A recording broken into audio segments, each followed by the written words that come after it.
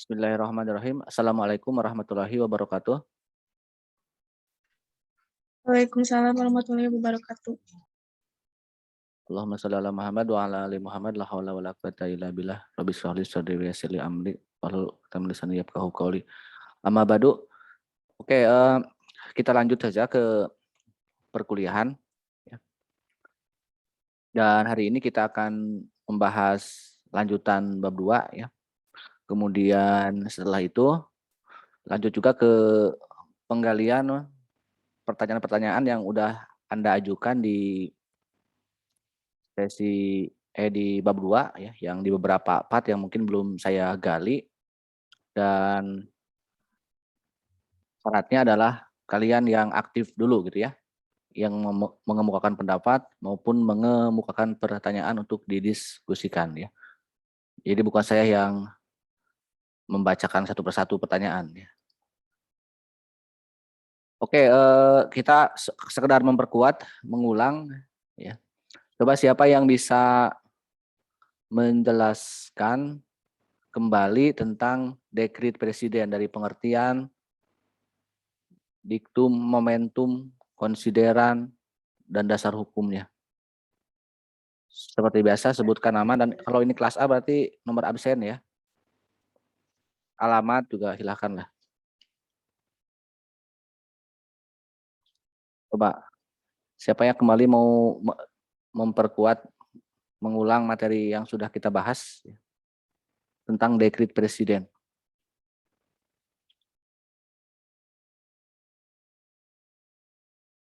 Silakan. Saya Pak Mutiara. Sopo. 12. Mutiara Ya. Azhara. Oke, Mutiara teh absen 12. Silakan Mutiara, apa itu dekret dan lain-lainnya? Jadi dekret presiden itu merupakan dekret yang dikeluarkan oleh presiden pada 5 Juli 1959. Definisinya itu tindakan sepihak penguasa. Momentumnya karena pada saat itu negara dalam keadaan bahaya, di mana ada berbagai partai politik yang mementingkan oposisinya masing-masing, sehingga ya gitu ke negaranya enggak ini. Terus kalau apalagi Pak tadi tuh momentum diktum isinya, diktumnya. Oh,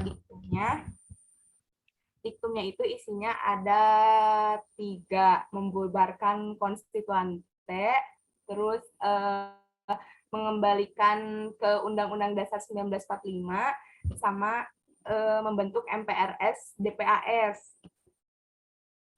Sedangkan konsiderannya, Piagam Jakarta menjiwai Undang-Undang Dasar 1945 yang dasar hukumnya darurat subjektif. Gitu, Oke. Pak. Jadi setelah dekret presiden 5 Juli 59 itu, secara prinsip kenegaraan ya kita kembali ke UUD 45, tentunya menggunakan Pancasila gitu ya, yang sesuai dengan apa yang telah dirumuskan oleh PPUPK maupun oleh PPKI di tahun 45. Dan era setelah 5 Juli 59 ya, sampai dengan 11 Maret 66 itu, 1966, kurang lebih selama 7 tahun, kita masuk ke babak yang disebut dengan demokrasi terpimpin atau Orde Lama.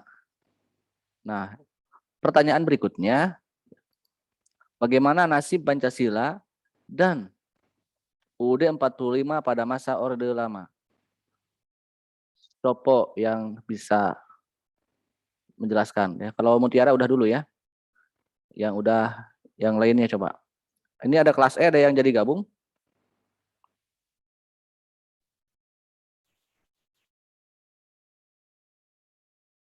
Bapak, Ya. saya izin gabung kelas A apa dari kelas C, soalnya ada keperluan. Nanti siangnya takut misalnya nggak fokus. Oh, yang nggak kamu yang kelas C itu? Saya juga Iya. Pak, saya izin gabung. Ya di ini jadi room chat boleh Anda kasih keterangan ya. Tapi untuk absen mah biasa aja ya per kelas. Ya Pak, siap. Terima kasih Pak. Oke. Silakan. Siapa yang mau menjelaskan bagaimana nasib Pancasila dan UUD 45 pada masa Orde Lama? Dibagaimanakan Pak. oleh... Oke, siapa? Asri Dari kelas? Rayani dari kelas A Absen? 25. Oh, ya. Yang ujungnya 82? NPM-nya? Iya. Bagaimana, Pak. Asri? Pancasila dan Eh, Undang-Undang 45? Eksistensi Pancasila pada saat itu terganggu oleh konsepsi Nasakom atau nasionalisme agama dan komunis yang menjadi daya tawar Soekarno untuk kepentingan politik internasional. Terdapat beberapa pelanggaran terhadap Undang-Undang Dasar 1945, tidak berjalannya Pancasila, puncaknya terjadi gerakan 30 September tahun 1945. Itu, Pak. Oke. Terima kasih ya kepada Asri. Kurang lebih inti dari masa Orde Lama memang ada penyimpangan gitu ya dari Pancasila maupun dari UUD 45 itu sendiri. Padahal Soekarno sendiri yang mengembalikan atau memberlakukan lagi Pancasila maupun UUD 45 ya yang ada dekret ya. Tapi pada praktiknya ya bahwa Bung Karno itu melanggar Pancasila maupun dia melanggar UUD 45. Contohnya apa coba Asri? Contoh yang paling nyata dari pelanggaran itu apa? Dalam UUD 45 aja. Terjadi gerakan 30 SPKI, bukan Pak? Itu puncaknya ya. Tapi contoh kan UUD 45 aturan tentang prinsip-prinsip bernegara ya. Coba contoh pelanggarannya apa yang jelas itu terlihat oleh siapapun ya. Bahkan sejarah pun mencatat bahwa itu bentuk pelanggaran gitu. Kira-kira Soekarno melakukan apa sebagai presiden, sebagai kepala negara? Yang dilanggar oleh Orde Lama itu apa? Politik internasional. Apa politik internasionalnya?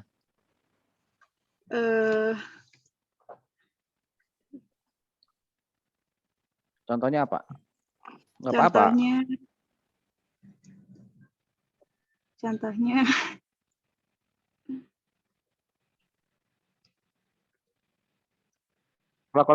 kalau Anda pernah mendengar mungkin sifat dari politik luar negeri Indonesia itu apa sih? Bebas aktif. Iya, betul, bebas aktif. Apa sih, Pak? Iya, non-blok atau bebas aktif ya. Kenapa non-blok? Karena pada saat itu barat. Ya, karena pada saat itu ada dua blok kan di dunia itu, ada blok barat, ada blok timur. Nah, sebelum Orde Lama, Soekarno sangat loyal ya terhadap gerakan non-blok, bahkan pernah menyelenggarakan konferensi Asia Afrika ya di Bandung yang melahirkan Dasar-Sila Bandung itu. Jadi prinsip-prinsip bernegara walaupun banyak kelemahan pada masa Orde Liberal ya di sebelum dekret, tapi secara politik luar negeri memang Bung Karno melakukan ataupun melaksanakan Pancasila ya relatif lebih baik gitu ya dibandingkan dengan Orde Lama. Kenapa misalnya di Orde Lama itu tidak lagi bebas aktif ya karena ada kecenderungan ke blok gitu ya. Ke blok mana coba kira-kira? Coba yang lainnya. Selain Asri dan Dede, dan Mutiara. Blok Timur, Pak. Blok Timur siapa namanya? Negara-negara komunis kayak Rusia kayak gitu, Pak. Ya siapa? Nama kamu siapa? Oh, Iksan, Pak. Ihsan Setiana. Ya. Kenapa Soekarno melakukan itu ya? Cenderung lebih berpihak ke blok timur. Karena Soekarno tidak menyukai kolonialisme atau liberalisme. Itu alasan keluar ya. Kalau alasan ke dalam kenapa? Yang mempengaruhi Soekarno sampai merapat ke blok timur ya. Lihat politik dalam negerinya Soekarno bagaimana? Politik dalam negeri yang masa kompak. Iya. Ya, Kira-kira Soekarno bagaimana? Menyatukan nasionalis, agama dan komunis bagi politik dalam negeri. Ya betul. Jadi menyatukan konsepsi nasionalisme, agama dan komunis ya. Tetapi sebenarnya yang paling menonjol pada saat itu adalah komnya, ya, komunismenya. Karena yang partai yang paling dekat, yang paling dipercaya oleh Soekarno adalah Partai Komunis Indonesia. Jadi sebenarnya pada Nasakom itu tidak berimbang juga gitu ya. Tidak berimbang juga kecenderungan Soekarno. Bahkan yang paling dirugikan pada era Orde Lama adalah agama. Dalam hal ini ya politik agama ataupun partai Islam lah ya kalau disebut. Contohnya Masyumi itu kan partai besar di era Orde Liberal sebelumnya. Yang hasil pemilu 55 itu kan partai besar. Tetapi dibubarkan oleh Bung Karno. Bahkan tokoh-tokoh agama, tokoh-tokoh Masyumi itu banyak yang dipenjarakan ya pada masa Orde Lama. Termasuk seorang ulama yang terkenal yaitu Buya Hamka gitu ya. Itu beberapa hal yang menjadikan kecenderungan ya Soekarno sangat dekat dengan komunis gitu ya. Bahkan memang betul secara politik luar negerinya kita memang menentang habis-habisan gitu ya. Amerika Serikat, menentang Barat ya, Inggris gitu. Bahkan pada saat pendirian negara Malaysia dan Singapura pun kan Soekarno sangat menolak keras ya. Sampai nanti ada peristiwa Ganyang Malaysia gitu ya, yang dimanfaatkan oleh Partai Komunis Indonesia untuk ya pada puncaknya kan ada G30. Jadi itu beberapa penyelewengan-penyelewengan ya. Mungkin secara prinsip itu adalah hal yang membuat kita dianggap besar ya, karena di era itu juga era nation character building, karena Indonesia ya cukup ditakuti, cukup disegani ya. Selain itu juga ada politik mercusuar ya. Politik ya bagaimana kita negara yang baru aja merdeka, tapi sudah membangun beberapa fasilitas di Jakarta khususnya ya, tentang GBK yang sekarang GBK itu Senayan gitu kan. Terus juga gedung MPR DPR ya, Monas itu termasuk politik mercusuar ya. Jadi membangunlah infrastruktur di awal-awal itu. Termasuk juga Masjid Senayan dan katedral juga itu adalah bagian dari ya konsep Nasakom sendiri sebenarnya ya. Jadi untuk sisi agamanya mungkin bagus gitu ya. Membangun masjid dan membangun gereja yang besar di wilayah pusat kota. Tapi memang yang sulit untuk bersatu adalah ketika prinsip beragama dalam hal ini mungkin Islam ketika bersatu dengan komunis gitu ya. Mungkin di luar itu bisa kuat karena itu ajang kampanyenya Bung Karno, tapi di dalam itu tidak ada chemistry yang bagus gitu ya antara Masyumi ataupun antara umat Islam dengan komunis gitu ya, dengan PKI. Bahkan kalau dari sisi politik juga bukan hanya dengan partai politik Islam ya, tapi siapapun dengan yang berbeda pendapat dengan komunis misalnya dengan PKI ataupun dengan Soekarno, termasuk partai PSI ya, bukan PSI yang sekarang, tapi PSI dulu, Partai Sosialis Indonesia yang di bawah Sultan Syahrir. Padahal Sultan Syahrir itu adalah mantan Perdana Menteri pertama ya di Indonesia tahun 40 berapa itu, salah satu Perdana Menteri yang di generasi awal ya, bahkan teman dekat orang kepercayaan Soekarno. Tapi kan dia bukan komunis tapi sosialis gitu ya. Yang itu pun menjadi korbannya Soekarno, mungkin juga korbannya Orde Lama gitu yang dipenjarakan dan dibubarkan oleh partai politiknya. Apalagi kalau berbicara Bung Hatta kan sudah tidak ada lagi di Orde Lama ya. Tahun 56 sudah pecah di Tunggal ya. Karena Bung Hatta sudah mulai tidak suka dengan kedekatan antara Bung Karno dan komunis jadi setelah pemilu 55. Jadi memang ada hal-hal yang harus kita pahami dengan bijak juga sebenarnya memahami Orde Lama itu ya. Karena memang di sana ada kebijakan politik luar negeri yang begitu keras terhadap Barat tapi begitu dekat dengan Timur gitu ya. Kita mungkin pernah mengalami masa ya dilulukan oleh dunia gitu ya dengan politik mercusuar itu, dan sampai ada perhelatan olahraga internasional melawan Olimpiade ya, tapi khusus untuk negara-negara Timur, Ganevo. Itu kan di Senayan ya, di yang kenapa membangun Senayan dan sebagainya ya. Juga untuk menandingi gedung PBB di New York, karena kita pernah keluar dari PBB juga kan di tahun itu ya, di era-era itu. Itu dibangunlah gedung yang sekarang menjadi gedung MPR DPR. Itu salah satu bukti bahwa memang politik dalam negeri maupun politik luar negeri kita tuh sangat cenderung ke barat ya, ke timur. Di sisi lain juga ada ASEAN Games mungkin yang pertama ya kita menjadi tuan rumah tahun 62. Itu juga beriringan dengan era-era Orde Lama. Bahkan untuk dalam bidang sosial budaya pun ada manifesto Manikebu namanya ya, manifesto kebudayaan yang menjadi dominasi ya, bagaimana budaya-budaya barat itu dilarang untuk berkembang di daerah itu ya. Misalnya ya ketika Soekarno sangat anti Barat ya, anti Inggris, anti Amerika, kan di Inggris itu dulu sedang ada demam budaya pop gitu ya. Kalau sekarang mungkin ada K-pop.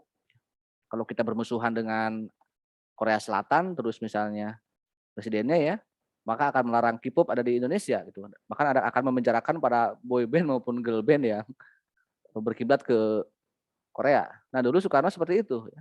Ketika anak muda Indonesia sedang demam-demamnya pop ya, rock and roll, karena sedang kiblatnya adalah The Beatles ya, Elvis Presley misalnya di barat itu. Ya, kita ada band-band yang seperti Kus Plus yang pernah dipenjarakan ya, akibat membawakan aliran-aliran musik yang dianggap oleh Soekarno ngak-ngikuk katanya ya, atau keberat-beratan. Itu ya salah satu faktor di era Orde Lama, dan pada akhirnya gitu ya ada peristiwa G30 SPKI dan membuat Soekarno perlahan mulai berkurang ya kepercayaannya setelah G30, dan tahun 66 ada Super Semar ya. Walaupun itu kontroversi, dianggap sebagai kudeta, dianggap sebagai pelimpahan kekuasaan maupun perebutan kekuasaan dari Soekarno ke Soeharto, tapi pada faktanya sebenarnya itu ada gitu ya. Orang awal-awal reformasi bilang bahwa itu palsu, dipaksa, tapi kalau kita lihat beberapa, coba Anda lihat di YouTube ya, beberapa pidato Soekarno tentang Super Semar itu ternyata ada ya. Alasan apakah itu misalnya dipaksa atau dimanfaatkan oleh Soeharto, ya itu kan urusan politik mereka berdua ya. Atau juga hukum alam yang memang yang namanya kepemimpinan itu harus ada regenerasi gitu kan. Sekalipun cara-caranya kadang mungkin dianggap tidak etis maupun tidak wajar ya bagi sebagian pihak. Karena dalam politik ya pasti ada yang diuntungkan, pasti ada yang dirugikan ya. Sama mungkin dalam sebuah pertandingan ada yang menang, ada yang kalah.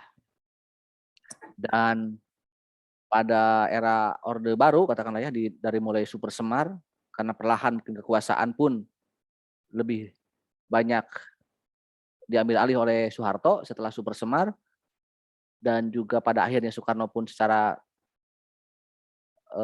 tragis dalam tanda petik ditolak oleh MPRS pidato pertanggungjawabannya akibat tidak memuaskan dalam ditanya ketika masalah G30 atau Gestapo atau G30 SPKI kalau ya, karena beda-beda namanya juga ya. Kalau yang pro PKI mungkin tidak mau menyebutkan G30 SPKI gitu kan.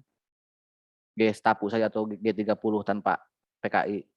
Kalau yang anti PKI itu ya G30 SPKI namanya.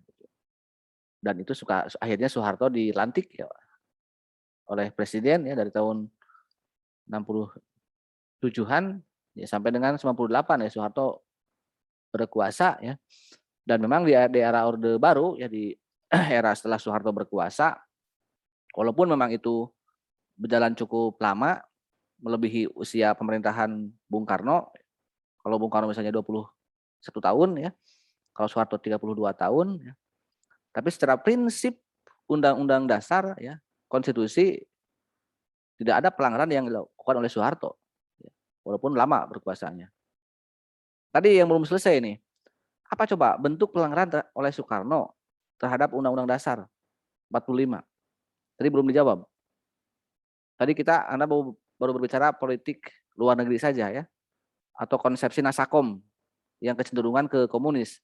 Tapi ini bentuk pelanggaran terhadap UUD 45 tentang hal apa? Yang pernah dilakukan oleh Soekarno, oleh Orde Lama terhadap presiden gitu. Dijadikan apa presiden oleh MPRS atau Bung Karno? Ini biar kita bisa lebih paham itu bentuk pelanggarannya apa. MPRS diangkat oleh presiden. Itu sudah jelas ya. Semua isi dekrit dan setelah dekrit itu jelas. Kan kalau Anda lihat semua isi dekrit yang 3 itu kan semuanya adalah bentuk pelanggaran terhadap UUD 45. Karena bukan kewenangan presiden ya. Membubarkan konstituante, mengembalikan UUD 45 maupun mengangkat MPRS dan DPAS. Tapi setelah itu ya, bagaimana tentang MPRS ya kepada Soekarno gitu sebagai presiden dijadikan apa? Ini sangat terkenal di era Orde Lama. Coba ada yang bisa? Kalau taluk bilang taluk atau pas gitu ya. Tapi saya ngasih dulu. Presiden seumur hidup, Pak. Oke, siapa? Iksan, Bisa nomor kamu itu nomor Presiden berapa absennya? Kelas tahun? 37. Kelas A, Oke, Ihsan apa? Presiden pengangkatan presiden seumur hidup. Ya, itu ya. Ihsan mah di sini 36 ya. Atau absen saya pakai absen yang 36. Karena Ihsannya 148 ujungnya. Oke, jadi itu. Ya, Bentuk pelanggaran yang paling nyata dari Orde Lama adalah diangkatnya sebagai presiden seumur hidup. Karena dalam Undang-Undang 45 itu tidak ada jabatan presiden seumur hidup. Kan menjabat 5 tahun dan dapat dipilih lagi. Menjabat 5 tahun dan dapat dipilih lagi. Dipilih lagi, dipilih lagi, dipilih lagi. Itulah kenapa saya katakan Soeharto tidak melanggar Undang-Undang 45, karena Soeharto diangkat oleh MPR, dipilih oleh MPR untuk 5 tahun, dipilih lagi. Pemilu, ada MPR, sidang umum MPR, dipilih lagi. Sidang umum, pemilu, sidang umum MPR, dicalonkan, diangkat, terpilih lagi. Gitu. Jadi itu terus-terusan. Karena dalam Undang-Undang Dasar yang asli, tidak ada masa batasan. Gitu kan. Kalau sekarang kenapa setelah reformasi kok tidak ada yang melebihi 2 periode? SBY mungkin yang paling husnul khotimah gitu ya. Yang mempraktekkan setelah reformasi. Kalau sebelum reformasi kan Soeharto yang mempraktekkan gitu ya. Jadi dia oleh MPR beberapa kali terpilih. Walaupun turunnya dipaksa oleh mahasiswa kan di gerakan reformasi. Kalau Gus Dur, Habibie dan Megawati, Gus Dur dan Habibie kan dipaksa juga oleh MPR turunnya ya. Kalau Megawati tidak terpilih lagi kan di periode keduanya. Nah kalau SBY kan 2 kali terpilih, ya Pak Jokowi juga sama, 2 kali terpilih. Dan secara prinsip setelah amandemen tidak ada lagi masa jabatan atau tidak bisa lagi Pak Jokowi untuk mencalonkan menjadi presiden. Kecuali Pak Jokowi menjadi wakil presiden misalnya, boleh aja. Ya, karena kan beda gitu ya antara presiden dan wakil presiden. Kalau mau misalnya ya. Jadi itu bentuk salah satu perbedaan antara Orde Lama dan Orde Baru ya kalau dari sisi pelaksanaan dari Undang-Undang Dasar 45. Dari sisi mata kuliah kita misalnya Pancasila, bagaimana pada masa Orde Baru? Pada masa Orde Baru tidak ada persoalan gitu ya. Bukan tidak ada persoalan. Pada masa Orde Baru maksud saya, karena Orde Lama melaksanakan Nasakom, sehingga misi dari Orde Baru adalah bagaimana bisa melaksanakan Pancasila secara murni dan konsekuen. Gitu. Jadi memang sangat menjadikan Pancasila sebagai satu-satunya azas ya, atau juga dikenal dengan azas tunggal. Itu pada masa Orde Baru ya. Dengan program-program seperti P4 ya, dengan lembaganya BP7 dan memang ya sangat membumi lah Pancasila itu di era Orde Baru itu. Hampir anak-anak dari pusat sampai daerah, anak-anak sekolah dari SD pun sudah harus bisa menghafal sila-sila Pancasila. Itu bukan hanya sila-silanya, tapi juga ada butir-butir Pancasila dulu itu ya. Setiap sila itu ada 5 butir. Berarti 5 kali 5, 5 kali 25 ya. Pernah ada 37 butir, tidak salah. Terakhir ada 45 butir gitu ya. Kemudian juga hafal Undang Dasar 45. Karena kan dulu sebelum di amandemen UUD 45 hanya 37 pasal. Sekarang kan 73 ya. Mungkin kalau sekarang menghafal UUD 45 ya cukup tebal gitu ya. Kalau dulu bisa untuk dihafal. Bahkan syarat untuk lulus mata kuliah ataupun pelajaran PKN, PMP ya dulu itu di era Orde Baru itu ya paling tidak Anda hafal Pancasila dan butir-butirnya, hafal pembukaan sudah pasti dan hafal pasal-pasal UUD 45. Jadi itu kudu katalar gitu istilahnya ya. Bahkan materi-materi P4 itu sangat luar biasa gitu ya. Mendoktrin warga negara untuk paham betul tentang falsafah bernegaranya. Dan itu sebenarnya ketika sebuah negara konsekuen ya dalam melaksanakan ideologinya dalam berbagai bidang, apalagi dipahami secara nalar gitu ya oleh masyarakat, ya kadang-kadang ada efeknya gitu ya. Efek negara kuat, negara aman, ya, negara stabil gitu. Walaupun tidak sempurna ya seperti yang dicontohkan oleh pemimpin seperti Rasulullah kalau bagi umat Islam gitu ya. Tapi paling tidak ada capaian-capaian yang bisa terukur gitu ya pada saat kita melaksanakan Pancasila di era Orde Baru ya. Walaupun yang saya sering bilang juga ada kelemahan-kelemahan yang pada akhirnya membuat kekuasaan Pak Harto itu bisa jatuh juga ya. Karena kan tidak ada yang abadi. Sementara di era reformasi kan tahu sendiri ya, reformasi ketika Pak Harto jatuh dan Pancasila sebagai simbolnya Pak Harto gitu. Karena sudah lama menjadi simbol negara gitu ya, antara Soeharto dan Pancasila menjadi ikon lah, sangat ikonik gitu saat itu. Pada akhirnya ketika Soeharto jatuh ya Pancasila pun ikut jatuh gitu ya.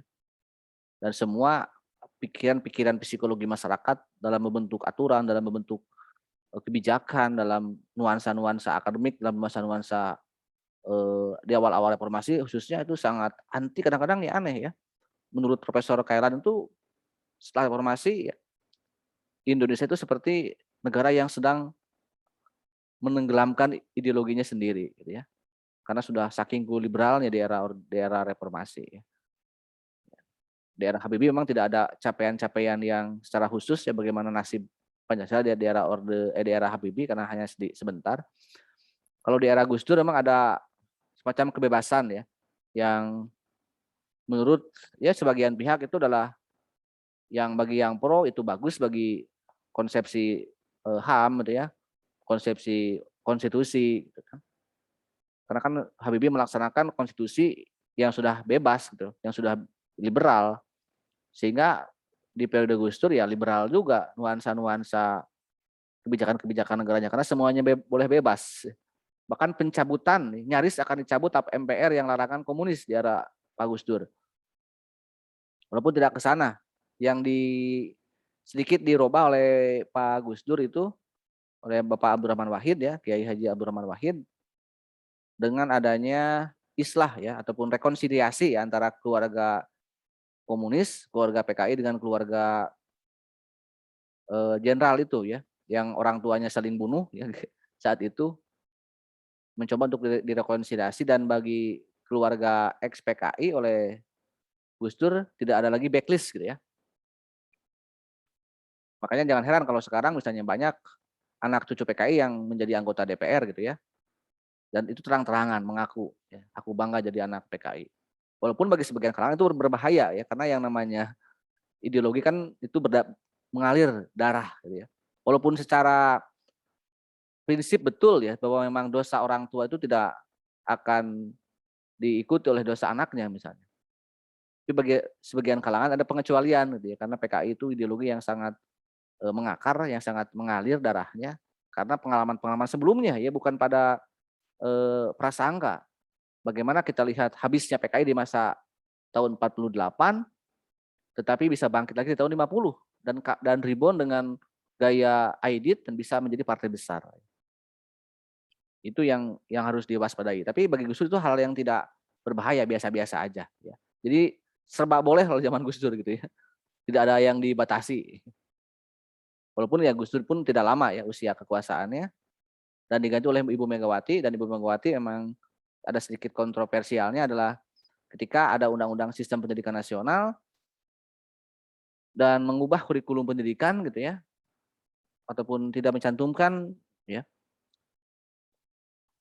kajian tentang Pancasila di dalam Undang-Undang Dasar dalam Undang-Undang Sistem Pendidikan. Yang itulah yang mengakibatkan setelah itu tidak ada lagi materi kuliah maupun materi pelajaran yang spesifik membahas tentang Pancasila ya. Dan dikembalikan lagi oleh Pak SBY di tahun 2012 ya, dengan adanya Undang-Undang Perguruan Tinggi yang kembali mewajibkan mata kuliah pendidikan Pancasila. Walaupun di Unsir memang tidak ada perubahan sebenarnya kalau untuk kampus Unsir. Kalau di ekonomi itu dulu sebelumnya, sebelum ada undang-undang itu, bahkan pas saya masuk ke Unsir, di ekonomi itu di akuntansi itu masih bergabung dengan PKN ya, 3 SKS. Nggak dihapus sama sekali. Kalau di kampus-kampus lain itu ada yang total menghapus Pancasila, yang ada hanyalah PKN-nya saja. Kemudian muncul juga kurikulum di sekolah, Kurtilas mungkin Anda ingat ya, kurikulum 2013 itu masih di era Pak SBY ya. walaupun oleh Pak Anies diganti di tahun 2014 ya, pas Pak Anies menjadi menteri. Itu kembali lagi mencantumkan nama Pancasila dalam mata pelajarannya ya. Dari PKN di KTSP dan PPKN di Kurtilas dan sampai sekarang. Nah, di era Pak Jokowi walaupun memang ada kembali menghidupkan era-era ya ataupun membumikan Pancasila dengan konsep ya, seperti membentuk lembaga-lembaga badan BPIP ya dan lain-lain, tapi yang sedikit mungkin membuat sedikit kecewa ya. Kalau dulu misalnya Orde Baru membumikan Pancasila dengan memusuhi komunis gitu ya. Kalau dilihat atau dirasakan oleh sebagian kalangan, mungkin saya juga tidak bisa menggeneralisir ya. Sekarang ya konsep yang ingin dibangun oleh Pak Jokowi gitu dengan Pancasilanya itu seolah-olah yang akan dimusuhinya adalah maaf mungkin saya sebut saja Islam gitu ya. Yang cenderung Islam yang kurang disukai oleh kelompok-kelompok. Walaupun tidak semua Islam ya. Katakanlah dengan dibubarkannya HTI, dengan dibubarkannya EPI misalnya. Ataupun dengan beberapa ulama-ulama yang mungkin keras terhadap pemerintah yang banyak dipenjarakan dan tokoh-tokoh yang lainnya pun itu yang diduga gitu ya. Menurut sebagian yang merasakan bahwa sebagian kelompok Islam ada yang merasa tersudutkan di pemerintahan sekarang. Walaupun saya katakan tidak semuanya gitu ya. Padahal kalau kita boleh jujur ya, karena beda ya. Kenapa dulu Orde Baru melarang PKI? Ya karena ada gerakannya. Sudah 3 kali kan gerakannya. 26 zaman Belanda, 48 dan 65 ya. Dan itu Soeharto alasan Soeharto kenapa? Bahkan Soeharto itu pernah meminta sebelum Soeharto waktu setelah mendapatkan super sema dari Bung Karno ya. Soeharto itu beberapa kali meminta kepada Bung Karno untuk dibubarkan PKI sesuai tuntutan mahasiswa kan. Kan Tritura Gerakan Mahasiswa tahun 66 meminta supaya PKI dibubarkan. Tapi Pak Karno bilang apa kepada Pak Harto? Mau taruh di mana muka saya gitu kan. Karena kan Soekarno telah menjual nama Indonesia dengan Nasakom gitu ya. Jadi kalau PKI dibubarkan berarti nggak ada kom gitu kan. Jadi itu yang membuat malu Soekarno dan akhirnya langkah-langkah Soeharto lah yang itu.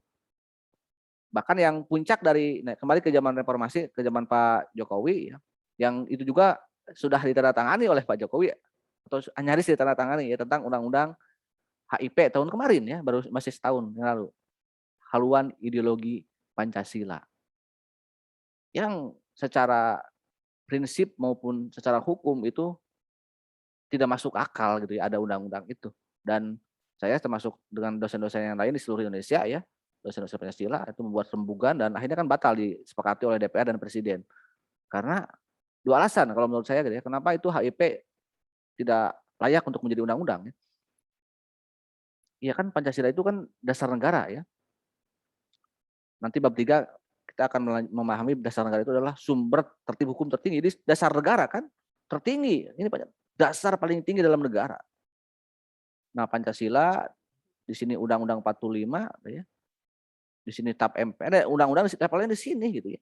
Nah, ini dalam HIP ini jadi undang-undang. Jadi turun pangkat. Jadi blundernya mungkin kemarin pemerintahan Pak Jokowi, blundernya di sini. Jadi maksudnya ingin membumikan Pancasila, malah kalau dikaji secara prinsip kenegaraan malah menurunkan pangkat Pancasila dari dasar negara menjadi hukum, menjadi undang-undang biasa gitu. Itu yang pertama dari sisi kedudukan ya, hukum dan dasar negara. Dan yang kedua adalah karena memang undang-undang HIP itu isinya ya hanya berisikan tentang Pancasila versinya Soekarno di 1 Juni. Ya. Makanya ada prinsip Pancasila Soekarno dengan Trisila dan Eka Sila. Nah, ini kan nampak nuansa politisnya kalau menurut saya gitu ya. Mungkin juga orang juga tidak perlu dikatakan lagi ya. Kok 1 Juni? Oh, sekarang siapa yang berkuasa? Oh, partai anak cucunya Soekarno. Mungkin mohon maaf bilang begitu aja ya. Berarti ya seolah-olah kalau itu jadi ya yang dianggap yang mendominasi ataupun yang berjasa terhadap perumusan Pancasila maupun terhadap pembentukan negara ya hanya mungkin 1 Juni ataupun hanya Bung Karno. Padahal kan Bung Karno sendiri berulang kali mengatakan bahwa saya ini hanya salah satu penggali perumus pengusul Pancasila dan pendiri negara ya, the founding fathers. Bukan satu-satunya. Berarti ada salah 2, salah 3-nya kan ya? Kalau salah 1 itu. Oke, itu ya kurang lebih teman-teman semua. Silakan sekarang kita sisa waktu kita manfaatkan untuk menggali lagi hal-hal yang belum saya ungkap. Silakan sekarang Anda sebutkan nama siapa yang mau dipendalam masalah pertanyaannya di bab 2 yang silakan mau di bagian manapun dan akan saya kasih reward gitu ya dengan doa ya. Hadiahnya doa ya. Apa doanya? 3 doa yang akan saya kasih ke Anda kalau ada yang bertanya. Pertama, segera mendapatkan jodoh. Yang kedua, dipanjangkan umur. Yang ketiga, dipermudah rezeki. Silakan mau doa yang mana? Pak, saya boleh nanya lagi nggak? Boleh, tapi coba kasih dulu yang lain ya, Mutiara.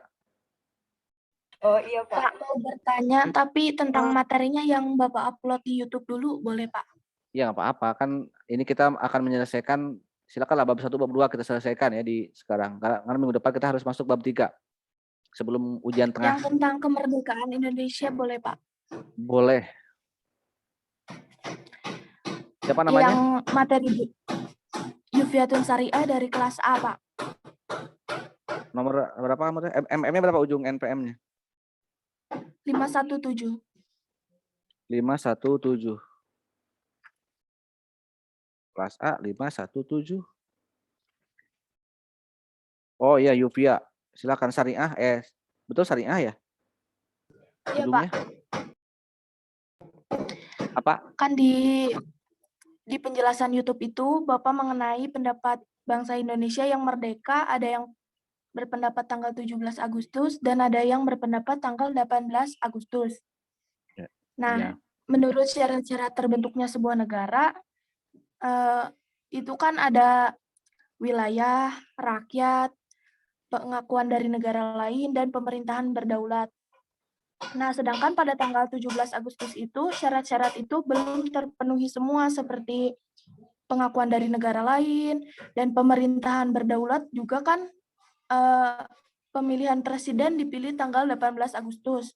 Ya. Nah, pertanyaannya, kenapa bangsa Indonesia mengklaim sebuah negara yang utuh itu pada tanggal 17 Agustus, sedangkan pada tanggal itu syarat-syarat terbentuknya sebuah negara belum terpenuhi? Terima kasih, Pak. Oke. Jadi sebenarnya kita kan ada 2 ya, ada de facto dan de jure ya. Kalau saya mengatakan de faktanya ya, de factonya memang sudah kita nyatakan di tahun, memang belum lengkap gitu kan. Belum, kalau kita boleh jujur kan tidak ada, ya belum lengkap lah. Kita hanya baru mengatakan di tanggal 17 itu atau menyatakan bahwa kita merdeka. Ya biarlah gitu ya. Kita mau memilih tanggal itu ya biarlah. Sejarah indah kita ditulis di tanggal itu. Betul nggak? Ya kan akhirnya kan ada penjelasan ya bahwa memang kita berjuang setelah itu untuk melengkapi apa yang kurang, yang belum dipenuhi syarat-syaratnya gitu. Kalau beginilah, kalau misalnya tanggal 32 Februari misalnya, Yufiatun melakukan ijab kabul misalnya dengan seseorang yang Yufiatun cintai, ini analogi aja gitu ya. Di tanggal, ya udah kamu tulis tanggal 32 aja sebagai hari bersejarah. Karena di depan penghulu. Urusan misalnya belum punya rumah gitu ya. Betul nggak? Belum punya tempat ya bersandar ya, papan gitu ya. Bahkan pengakuan misalnya ya dari orang lain mah ya jangan pedulikan, I don't care aja gitu ya. Misalnya kok ada mantan yang belum mengaku ya nggak apa-apa gitu. Ngapain kita pikirin mantan? Ya sama kan. Waktu kita tanggal 17 pun kan mantan belum mengakui, bahkan mantan mah tidak ingin merebut lagi gitu kan. Ya Belanda kan baru mengakui tahun 50, bahkan baru mengakui menyerahkan Papua aja kan tahun 60 gitu. Jadi itu kurang lebih ya analoginya. Jadi kita memilih mencatat bahwa yang indah di kita adalah tanggal 17 ya. Urusan belum sempurna, oke, itu betul. Ada kan dijelaskan bahwa tanggal 18 ada sidang BPUPK, ada sidang PPKI 1, PPKI 2 dan lain-lain. Jadi itu kurang lebih ya. Jadi Iya, memang Pak. kadang-kadang kan kalau seorang ilmuwan, seorang ahli mengkaji dari hal-hal itu ya, sedetail itu. Tapi kita berbicara sejarah, kita bisa memilih. Gitu ya. Karena kan tergantung kita ingin menulisnya yang mana, yang membuat kita itu indah dan itu tanggal cantik kalau sekarang mungkin, atau tanggal cantik gitu ya. Itulah yang kita tulis dan biarlah kita jangan pedulikan orang lain gitu ya. Oke, itu jawaban mengenai makna ataupun sejarah kemerdekaan yang tadi ditanyakan oleh Yufi ya, Atun. Silakan ada lagi? Yuni, Pak. Iya, Pak. Yuni dari kelas Ayuni atau A- Yuni? Ayuni Ayuni kelas A dari nomor absen 13. Ayuni itu yang 039 ya? Apa Iya. pertanyaannya Ayuni? Kan Bapak menjelaskan di YouTube itu Uni Soviet yang berideologi komunis sangat menghargai Presiden Soekarno saat datang ke negara tersebut. Bisa disimpulkan bahwa PKI sangat menghargai Republik Indonesia ini. Iya. Tetapi Bapak mengatakan pada tahun 1948 PKI menjadi rusak. Apa yang menyebabkan rusaknya PKI pada tahun 1948?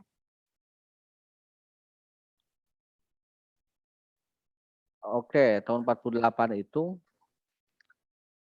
kan awal-awal berakhirnya Perang Dunia II gitu ya. Perang Dunia Kedua itu dimenangkan oleh dua kubu ya.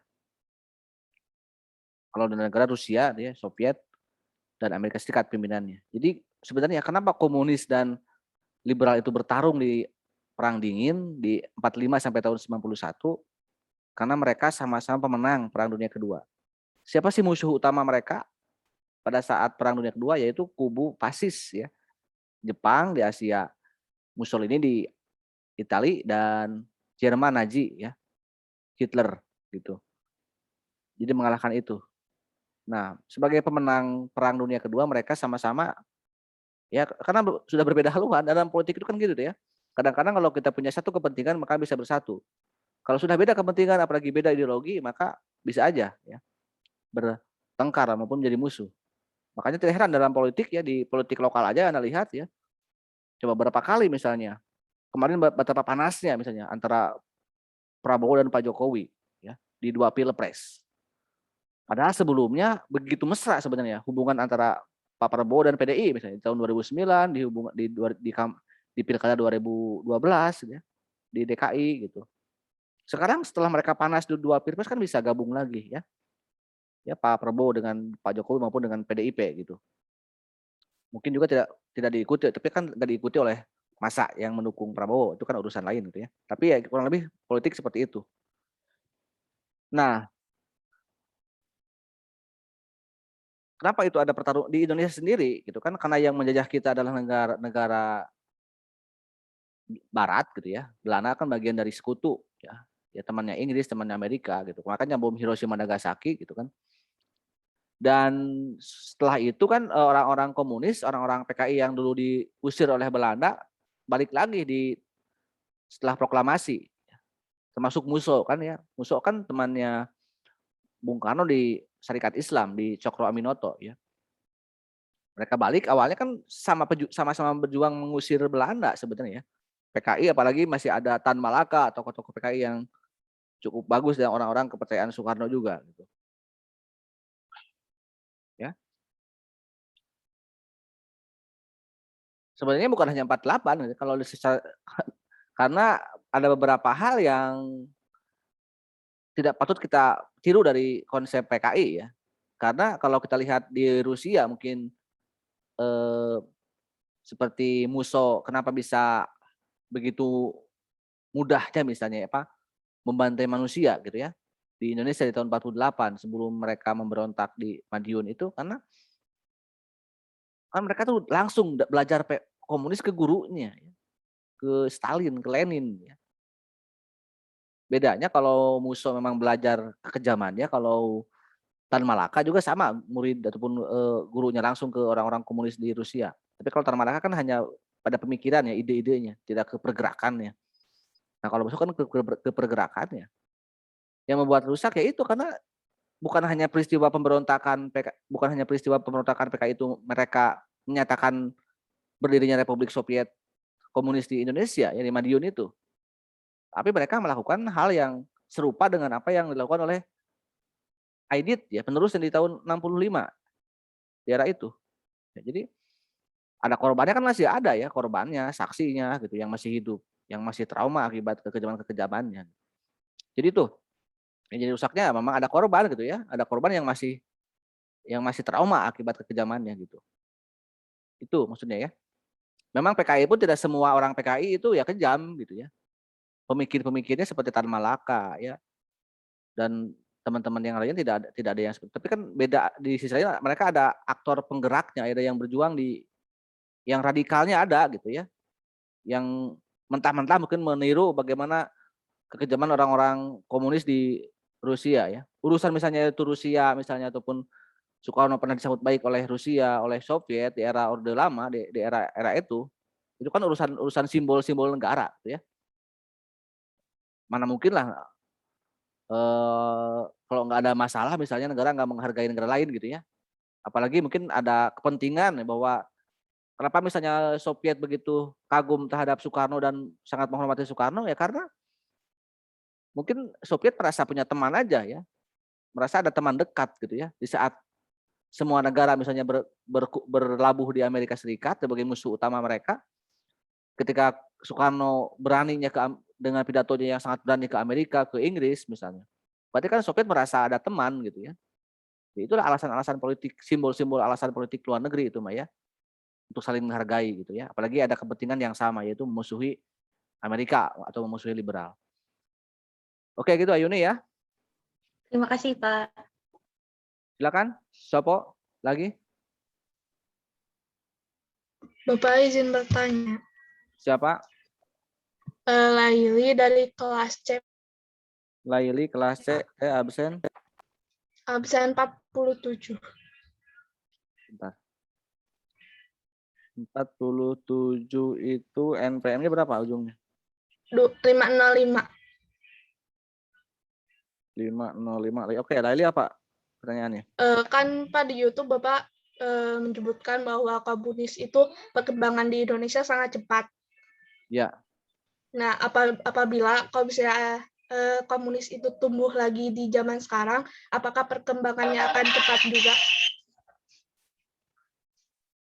Ini pertanyaan yang sensitif sebenarnya untuk menjawab bagaimana di era sekarang gitu ya. Terima kasih, Ya Bapak. kalau ya saya tidak bisa mengatakan ya atau tidak ya, tapi berkaca pada pengalaman gitu ya. Dengan 3 kali peristiwa yang serupa gitu ya dengan dalam tanda petik pemberontakan gitu ya. Karena pertama ini ideologi yang sangat fundamental gitu ya. Ideologi yang sangat hebat, di sisi lain hebat ya. Karena kadang-kadang kalau orang sudah masuk ke ideologi ini ya, tidak tanggung-tanggung gitu ya. Totaliter gitu ya. Benar-benar paham apa maksud tujuan ya. Dan itu bisa meyakinkan masyarakat gitu ya. Ketika mereka itu orang-orang hebat misalnya ya, mereka memang orang-orang intelek ya. Bahkan seperti Nyoto itu tokoh PKI di tahun 65 dia konseptor pidatonya Soekarno ya. Soekarno kan banyak berpidato yang luar biasa di era Orde Lama. Siapa penulis naskahnya? Nyoto. Itu kepala biro PKI ya, salah satu petinggi PKI lah dengan Sam Komarijaman dan Aidit. Anda mungkin lihat kalau ini ingin lihat gambaran bagaimana hebatnya orang-orang komunis walaupun itu film, coba Anda lihat G30 SPKI gitu ya. Itu luar biasa ya mereka melakukan sebuah pergerakan. Orang-orang hebat dan misalnya begini, kalau orang-orang intelek masuk ke masyarakat kan kadang-kadang nggak masuk gitu ya. Bahasanya, paham nggak? Orang-orang hebat yang berpendidikan masuk ke masyarakat nggak bersekolah misalnya. Kan kadang-kadang sulit diterima gitu ya. Beda dengan komunis ya. Kalau orang-orang komunis, orang yang begitu hebat itu di atas secara intelektual, secara kemampuan akademik mungkin gitu. Tapi ketika mereka masuk ke grassroots ya, ke akar rumput, bisa yakin apa yang dia bicarakan, bisa masuk ke hati sanubarinya. Karena mudah doktrinnya gitu ya. Kamu miskin ya? Iya katanya. Lemah iman. Iya. Tahu nggak mungkin kalau di film itu ya si Saeb gitu ya, mungkin seperti itu ya. Miskin, lemah iman, dan bisa bisa gabung gitu ya. Saatnya itu dua ya. Karena orang miskin, katakanlah mereka kan masanya dua kelompok ya. Makanya simbolnya palu dan arit. Palu itu kan simbol buruh. Buruh kan rata-rata miskin ya, maaf mungkin kita katakanlah secara ekonomi. Apalagi zaman dulu ya. Mereka pekerja kasar, berapa sih gajinya mereka misalnya? Mungkin dulu misalkan 50.000. Kalau sekarang mungkin gaji buruh 500.000 ataupun 1,5 juta. Kamu bekerja berapa hari? Sebulan. Sehari berapa jam kerja Anda? Kadang-kadang sampai 12 jam misalnya. Lembur, kalau ada lembur. Kalau tidak lembur, pokoknya capek lah. Gaji kamu sehari 6 atau 8 sampai 12 jam, gaji segitu. Terus majikan kamu kerjanya ngapain aja? Pemilik pabrik. Nggak bekerja, cuma ngontrol, cuma apa? Para mandor ngontrol cuma apa? Mereka dapat berapa? Ya mereka jauh lebih kaya. Kalau gitu kita lawan mereka, kita rebut mereka. Kan mereka tidak mau ada hal itu. Ada kesenjangan sosial kan, harus sama rata sama rasa. Sehingga pemberontakannya kalau bagi kaum muda adalah memberontak pada kaum-kaum berjuis, pada kaum-kaum kaya. Itu yang pertama. Tani ya. Tani itu kan kebanyakan di kita buruh tani kan, betul ya? Petani tapi tidak punya tanah, tidak punya sawah. Kamu sebagai apa? Tani, punya sawah, punya tanah tidak, punya sawah tidak. Kamu bekerja oleh siapa? Oleh majikan siapa? Pak Haji misalnya. Pak Kades atau siapalah yang orang kaya kan biasanya haji gitu ya atau apa. Oh gitu. Kamu bekerja siapa hari? Iya. Dapat buruh berapa? Segini. Kalau gitu gabung ke saya. Kita rebut tanah mereka, kita bagi rata. Ya itu kan tidak ada hak pribadi mereka. Nanti akan disamaratakan gitu. Sehingga dengan mudahnya mereka dapat mempengaruhi masa para petani dan para buruh. Ya kurang lebih seperti itu ya. Kenapa bisa kuat ya di era-era itu. Ya sekarang berkaca pada itu karena sekali lagi ya mereka tuh setelah mereka dihukum mati pun dihabisi pun tokoh-tokohnya, saya juga nggak tahu kok bisa cepat dan tahu mereka cara untuk bangkit lagi. Coba 48 itu kan mungkin kalau kita ya ada partai yang sudah habis orang-orangnya, tokoh-tokohnya ya seperti Amir Saripudin, seperti Muso, kan ngeri ya, takut dibunuh oleh Soekarno, oleh pemerintahan Soekarno gitu kan. Tapi ke tahun 50 Aidit bisa hidup lagi dan bisa menghidupkan lagi PKI dengan gaya yang lebih besar gitu. Karena kalau kita mah nggak sampai ke sana gitu. Kalau kita ya mungkin soalnya mungkin ada yang sudah kagum gitu. Kalau saya sendiri nggak bisa seperti itu ya. Betapa hebatnya ideologi ini ya. Dan mungkin juga bahaya ya makanya sangat dilarang ya di Indonesia itu ya ataupun ya oleh pemerintahan Orde Baru. Dan mereka itu ya di masa Orde Lama khususnya paling terasa walaupun mereka bukan partai penguasa secara nyata gitu ya karena kan mereka Soekarno presidennya, partainya PNI. Tapi bisa menyusup ke pemerintahan, mungkin juga bisa mengalahkan pengaruh PNI ke Soekarno ya. Sehingga apa yang dinyatakan oleh Soekarno sebagai presiden saat itu sangat mewakili apa yang diinginkan oleh PKI gitu kan. Paham nggak maksudnya? Gitu ya. Jadi walaupun dia bukan partai yang benar-benar berkuasa, hanya partai koalisi. Kalau sekarang misalnya Pak Jokowi itu punya partai PDI, terus di bawahnya ada partai-partai Luhut, misalnya ada Golkar. Tapi hebatnya PKI bisa seperti itu, gitu ya. Bisa menciptakan kebijakan yang bukan dia sebenarnya pemimpin ya, karena bisa menyusup ke pemerintahan yang berkuasa. Dan tujuannya adalah ya untuk perebut sebenarnya. Makanya peristiwa G30 itu adalah sebenarnya perebutan kekuasaan gitu ya. Karena Soekarno memiliki 2 anak emas. Anak emas pertama adalah ya PKI tentunya karena sangat mendukung Soekarno, langkah-langkah Soekarno, dan yang kedua adalah tentara Ahmad Yani Nasution yang 7 jenderal itu. Dan keduanya ada persaingan gitu ya. Ada persaingan apalagi Soekarno kata beberapa ahli sejarah saat itu lebih menyukai sosok Ahmad Yani sebagai the next leader Indonesia, penggantinya. Dan itulah yang membuat PKI cemburu gitu ya. Sehingga mengeksekusi ataupun menculik 7 jenderal itu. Oke itu ya. Jadi kalau untuk hari ini yang penting harus waspada gitu ya. Karena ini ideologi yang pernah ada, bukan hanya 1 kali tapi sudah 3 kali, dan korbannya masih ada, saksinya masih ada gitu ya. Dan kita jangan sampai mengulang sejarah yang sama, itu aja gitu ya. Ya, iya gitu. Silakan, ada yang masih? Saya Pak Aditya. Aditya apa? Febria, Di berapa kelas bab apa? kelas A Pak, Kelas A, absen untuk NPM 21340375 Pak. Absen 42. 2175 tuh absennya berapa ya? Oh iya ya, Ditya Perbiana 42. Ayat Iya ini mah. Pak. Hidayat Pak itu tuh. Oh ya, tipe atau Iya, ini Pak. kurang 1 huruf. Silakan langsung. Izin bertanya Pak, di bab 2 part 4, kenapa SI menjadi terpecah belah, ada kubu merah sama putih Pak? Oke, SI itu apa? Sarekat Islam. Oke, Syarikat Islam ya. Kenapa bisa terpecah belah? Gini, pada saat Snaplit datang ke Indonesia atau ke Hindia Belanda saat itu ya, kan saya katakan bahwa ketika kita masa pergerakan nasional itu nyaris semua ideologi ya itu bisa berkembang. Apakah Islam maupun nasionalis ya yang dibawa oleh ormas-ormas Islam maupun partai-partai Islam maupun oleh partai-partai nasionalis. Jadi kubu-kubu itu ada. Dulu kan kita dengan Belanda satu negara lah katakanlah ya. Bagian dari negara Belanda itu karena kita Hindia Belanda. Di Belanda itu kan tidak hanya partai liberal, ada juga partai sosialis ya. Partai komunis ya. Yang dibawa oleh Snaplit itu, SDP itu. Dan mereka karena di Indonesia sedang masa-masanya era pembentukan generasi muda dengan berbagai paham ideologi, maka tidak heran ya, salah satu yang disebarluaskan oleh orang-orang Belanda maupun orang-orang Hindia Belanda adalah paham yang termasuk yang komunis juga.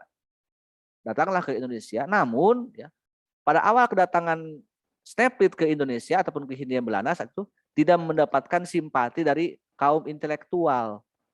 Jadi orang-orang pelajar-pelajar di Indonesia, mahasiswa di Nusantara saat itu tidak tertarik dengan atau sedikit pengikutnya lah ya.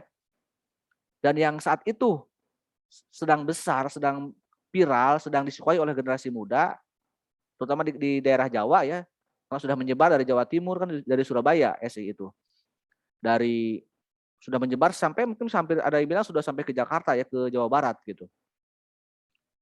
Yang dipimpin oleh Cokro Aminoto. Nah, Cokro Aminoto itu ya pendiri SI ya, guru bangsanya Indonesia yang memiliki murid-murid yang nanti berkonflik di zaman Orde setelah proklamasi ya. Kalau Anda boleh mungkin sedikit membuka wawasan, Cokro Aminoto adalah kakeknya dari Maya Estianty, tahu? Mantan suaminya Ahmad Dhani. Itu cucunya. Nah, dari siapa? Dari Utari. Utari itu mantannya Soekarno. Jadi begini, Soekarno itu pernah menikah dengan anak Cokro di usia mungkin 17 tahun ya Soekarno, masih usia SMA SMP lah. Dengan guru dan sekaligus bapak kosnya yaitu Cokro Aminoto. Tapi tidak melahirkan keturunan. Ketika Soekarno ke Bandung menikahi ibu kosnya, Ibu Inggit, menceraikan Utari gitu kan. Dan Utari setelah diceraikan oleh Soekarno menikah dengan orang lain yang melahirkan anak dan salah satu cucunya adalah Maya Estianty. Maya Estianty itu pernah menikah dengan Ahmad Dhani, punya 3 orang anak, Al, El, dan Dul. Kemudian bercerai. Dan Maya Estianty sekarang kawin lagi dengan orang lain dan Ahmad Dhani juga punya lagi istri yang namanya Mulan Jamela dan punya berapa orang? 2 orang anak ya. Ya lebih itulah. Kalau keluarga Ahmad Dhani dan Mulan Jamela ya. Nah, kita lanjut ke SI tadi. Nah, kalau Syarikat Islam, mereka cenderung sangat disukai oleh anak-anak muda dan besar ya. Dan itulah yang disebut dengan politik infiltrasi ya. Menyusup ke dalam ya. Jadi Snaplit belajar bagaimana cara SI dalam merekrut kader. Masuklah ya tokoh-tokoh yang direkrut oleh Snaplit, Alimin dan Musso katakanlah ya. Yang mungkin pada akhirnya mereka tokoh-tokoh yang bisa didekati oleh Snaptit, Alimin dan Musso katakanlah ya. Mereka dalam satu masa mungkin masih bisa dua bareng lah, dua organ ya. Mereka di SI aktif, di ISDP ataupun di PKI itu aktif. Kan lama-kelamaan ya, yang namanya orang kan sehebat-hebatnya menyembunyikan bangkai, maka akan kecium kan gitu ya, baunya gitu kan. Apalagi kan ini yang sangat besar antara paham kebangsaan Islam ya dengan komunis, pasti ada perbedaan yang sangat mencolok, mendasar. Mungkin lama akan ketahuan juga, oh kena asli si musuh jadi kieu mikirna misalnya, ke kiri-kirian ya gitu ya. Dan akhirnya kan ketahuan muncullah perpecahan, kan sudah tidak lagi bisa disatukan kalau sudah berbeda kan gitu. Itulah yang membuat pecahlah SI gitu ya. Jadi melihat ya kelompok Islam bisa sehebat itu, mereka ikut masuk dan merusak dan akhirnya memecah belah itu. Setelah terpecah belah ya udah, akhirnya mereka tokoh-tokohnya jalan sendiri-sendiri kan. Yang nasionalis seperti Soekarno dan Hatta membuat PNI, yang kiri membuat ya PKI, walaupun akhirnya PKI kan dibubarkan oleh Belanda karena memberontak kan di tahun 26. Sementara Kartosuwiryo yang Islam ya menjadi tokoh Islam. Ya nanti juga akan berkonflik dengan Soekarno di tahun 48 kan dengan DITII-nya. Jadi sekarang kalau Anda lihat ada DITII, ada Soekarno dan ada PKI Madiun atau Musso adalah perang segitiga, teman satu kosan, satu guru satu ilmu ya. Tapi sejarah berpihak pada Soekarno ya. Mungkin kalau yang menangnya Musso yang akan dicatat oleh sejarah bahwa Soekarno adalah pengkhianat. Sebaliknya juga mungkin kalau yang menangnya juga Kartosuwiryo sama akan menganggap bahwa Soekarno maupun Musso adalah pengkhianat. Tapi yang menangnya Soekarno ya dalam politik maupun sejarah Indonesia, maka Soekarno lah sebagai pahlawan dan yang lainnya adalah pengkhianat gitu ya. Baik Musso maupun Kartosuwiryo. Oke, itulah ya tentang perpecahan di SI akibat ya kegagalan mereka dalam mendapatkan simpati dari masyarakat atau di kaum intelektual muda Indonesia di tahun 20-an itu. Silakan terakhir satu lagi. Sebelum saya tutup. Masih ada? Saya Pak. Saya Pak. Imajinasi. Imas Fajri. Oh, Imas Fajri. Kelas? Imas Fajri dari kelas C. Kelas C. Nomor absen. Ya. NPM-nya berapa? 127. Terakhirnya 127. Bentar ya, kelas C. Langsung. Mengapa Insinyur Soekarno memberikan perlindungan terhadap Partai Komunis? Apakah Insinyur Soekarno berideologi komunis? Terima kasih. Oke, saya berani mengatakan Soekarno bukan komunis ya. Karena tidak ada bukti-bukti kuat. Bukan saya tahu Soekarno, tidak ada bukti kuat yang menjelaskan Soekarno adalah komunis. Kalau Soekarno dekat dengan komunis, yes gitu ya. Karena di tahun 24 pun Soekarno menulis buku ya. Jadi naskah komunis sudah ada imajinasi Soekarno di tahun itu ya. Anda lihat ini buku saya yang di dekat profil saya. Nah ini Marxisme, Islamisme dan nasionalisme ya. Jadi naskah komunis sudah ada dalam pikiran Soekarno muda. Dan baru diimplementasikan di tahun setelah 55. Ternyata benar ada ya kekuatan komunis, kekuatan Islam dan kekuatan nasionalis di setelah pemilu 55 ya kan adanya Masyumi, NU, PKI dan PNI ya. 3 hal yang pernah Soekarno impikan di masa mudanya. Terjadi pada saat dia menjadi presiden di tahun 55 sampai tahun 65 ya. Tapi sayangnya memang tadi akibat kedekatan Soekarno dengan komunis ya yang membuat Soekarno jatuh dari kekuasaannya. Dan kita harus bijak melihat Soekarno di era tahun 59 sampai 66. Kita melihat Soekarno sebagai manusia biasa, bukan lagi the founding father. Manusia biasa itu kalau sudah berkuasa ya cenderung ingin selamanya berkuasa, ingin nambah istri, ingin nambah jabatan, nambah kekuasaan. Itu wajar ya, karena mungkin dia sudah orang tua yang sudah ingin sepuh, ingin pensiun, ingin semua keinginannya sebagai pendiri bangsa ingin diakomodir gitu ya. Wajar sebagai manusiawi ya. Walaupun dia lupa bahwa ini negara modern, bukan raja, bukan kerajaan. Tapi saya melihat Soekarno sebagai manusia yang bisa serakah, bisa kejam, bisa diktator. Itu ya, itu kita pun mungkin seperti itu kalau sudah berkuasa ya. Nggak menjamin kita pun bisa tenang kalau sudah berkuasa. Apalagi Soekarno di usia tua yang sudah berjasa terhadap negara. Dan di saat Soekarno itu banyak keinginan sebagai orang tua di tahun 60-an, hanyalah PKI yang melindunginya. Jadi Soekarno sangat berjasa pada PKI. Mungkin tahu PKI kejam, PKI membunuh, PKI biadab. Tapi mana mungkin Soekarno mau mengorbankan temannya sendiri yang sudah membela dia. Ya. Apalagi kalau Soekarno menyalahkan PKI, relatif pertumpahan darah akan lebih besar ya. Itu ada 2 alasan ya kenapa Soekarno. Saya membaca dari buku Tragedi Soekarno juga ya. Saya baca buku bisa menjawab ini ya. Nah, ini 2 alasan. Soekarno tidak mau tragedi Bung Karno. Soekarno tidak mau ada perpecahan dan Soekarno sangat berterima kasih kepada orang yang siapapun yang telah berjasa. Termasuk kepada Jepang. Kenapa Jepang begitu dihargai oleh Soekarno? Bahkan sampai dipaksa untuk merdeka, sedangkan Soekarno ingin menunggu janji Jepang, karena bagi Soekarno Jepang telah berjasa dalam mengusir Belanda. Ya. Itulah prinsip-prinsip yang harus kita pahami ya sebagai orang besar. Soekarno di sisi punya kelemahan maupun kelebihan, tapi itu harus kita yakini bahwa itu adalah sebuah prinsip yang harus kita tiru juga ya, prinsipnya, walaupun memang tidak sempurna. Tapi jangan salah, mungkin kelemahan Soekarno ya, kesalahan Soekarno di tahun 59 sampai tahun 66 tertutupi oleh perjuangannya di usia muda sampai usia dia bisa memproklamasikan Indonesia. Sekian, terima kasih, sampai jumpa lagi minggu depan. Kita selesaikan materi sebelum ujian tengah semester. Assalamualaikum warahmatullahi wabarakatuh. Waalaikumsalam warahmatullahi wabarakatuh. Terima kasih Bapak. Terima kasih, Pak. Terima kasih, Ya, Pak. sama-sama. Oke, saya lab ya.